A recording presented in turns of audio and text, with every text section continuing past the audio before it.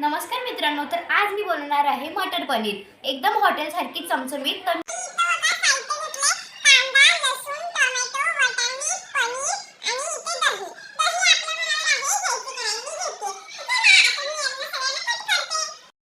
कांदा टोमॅटो मस्त भाजून घेतलंय तेलात, त्याने छान टेस्ट येते। तर आता मी याला मिक्सर मध्ये टाकते आणि याची प्युरी बनवून घेते।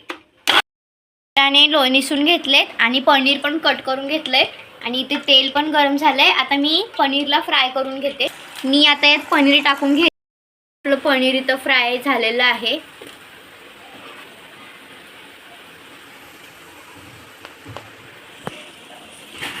तर आता इथे मी तेल तापून घेतलंय। यात आता चवीनुसार मीठ, तिखट, हळद आणि आपण बनवलेली ती प्युरी जाणार आहे यात। तर आता मी या प्युरीला मिक्स करून घेते। ती आहे भाजून आणि प्युरीला एवढं तळायचं की साइडनं असं तेल सुटायला लागतं, तेव्हाच चांगली टेस्ट येते। तर आता यात आपण निवडलेले वाटाणे टाकून देऊ। तर आता आपल्या भाजीला एकदम हॉटेल सारखीच टेस्ट येणार आहे आणि नंतर थोडंसं पाणी पण यात ॲड करा। आता मी गरम मसाला टाकणार आहे माझ्या गावाचा। तुम्ही बघू शकता भाजी पण एकदम चांगली दिसतीये। पनीर इथे तयार आहे। तर आता मी टेस्ट करते।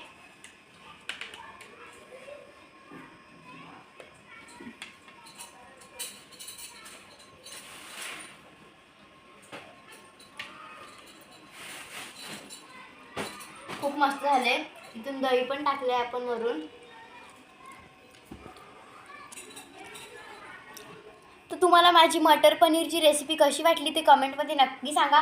लाईक करा, शेअर करा, कमेंट करायला विसरू नका आणि जाता जाता सबस्क्राईब पण करा। बाय।